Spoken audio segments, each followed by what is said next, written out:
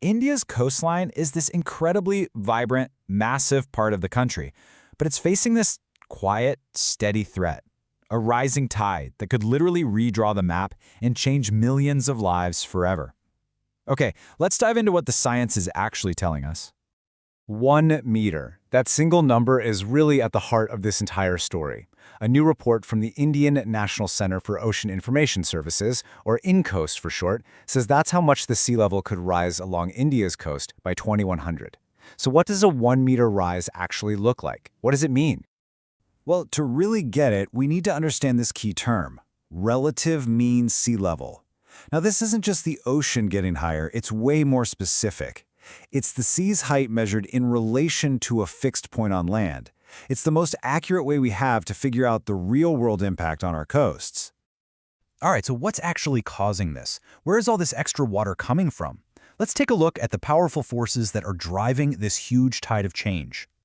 Let's be super clear. This is not some natural, random cycle. It's a direct result of climate change. The science is solid. Basically, it's a 1-2-3 punch. First, rising greenhouse gas emissions trap heat. That trapped heat then does two things. One, it makes the ocean water itself expand. That's called thermal expansion. And two, it melts land ice, glaciers and ice sheets, which then pours even more water into the sea. It's a triple threat, hitting our coastlines all at once. Okay, so we know why the sea is rising.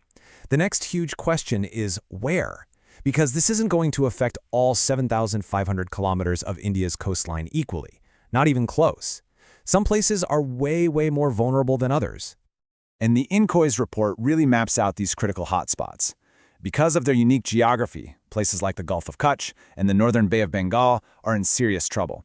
And we're not just talking about the mainland here. Entire island territories like Lakshadweep and the Andaman and Nicobar Islands are right on the front lines.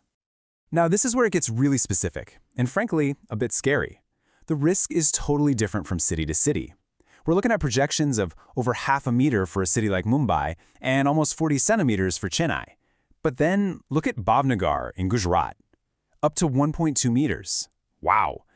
That's because its location in a kind of natural funnel amplifies the rising tides.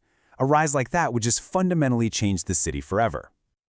And this brings us to the human cost of all this. We're talking about more than 350 million people who live near India's coastline, who are all exposed to these risks. So this isn't just some abstract environmental issue. It's a massive humanitarian challenge. But here's the thing. A rising sea is just the beginning. It's just the first domino to fall. What's truly dangerous is the chain reaction it sets off, a whole cascade of other crises that can be just as bad, if not worse. So think about it like this. Higher sea levels mean that when a cyclone hits, the storm surge pushes way further inland. Salt water starts seeping into farmland, poisoning the soil. All that critical infrastructure, we're talking ports, roads, people's homes, is constantly under threat. And the natural barriers we rely on, like mangroves and coral reefs, they get damaged, leaving us even more exposed. It all adds up to a systemic shock to the economy, to daily life. I know, the data is pretty alarming, but it's a warning, not a sentence. And that brings us to the most important question of all, right? Faced with all this, what's the path forward? What can a nation like India actually do to prepare? Fortunately, the INCOIS report doesn't just drop this massive problem on us. It also offers a strategic roadmap for how to defend the coasts. So let's get into the expert recommendations for building a more resilient coastline. This strategy is really a multi-layered one. It all starts with smarter planning, using more precise local-level data. Next, and this is so important, we have to protect our natural defenses, like the mangroves and reefs. At the same time, we have to build stronger with things like seawalls and better early warning systems. And finally, none of it matters without the people. We have to make sure communities are aware, they're prepared, and they're empowered to act. So while all those solutions need to be local, it's so important to remember that the problem itself is global. The findings for India don't exist in some bubble. They're part of a massive worldwide scientific agreement. And this slide just nails that point perfectly. On the left, you've got the INCOIS projections for India. On the right, the global projections from the IPCC, the world's leading climate science body. I mean, look at how closely they match up. This pretty much confirms that what India is facing isn't unique. It's the local version of a global crisis, and it's backed up by the world's top scientists. And that really brings us to the ultimate takeaway here. Building seawalls and protecting mangroves, that's all essential. We have to adapt. But those things are just treating the symptom. The only real long-term solution is to tackle the root cause. This report is just another urgent global wake-up call to cut carbon emissions and hit fast forward on the path to a net zero world.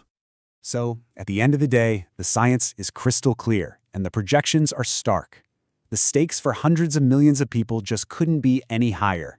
The alarm has been sounded, the tide is rising. The only question left is, will our response rise to meet it?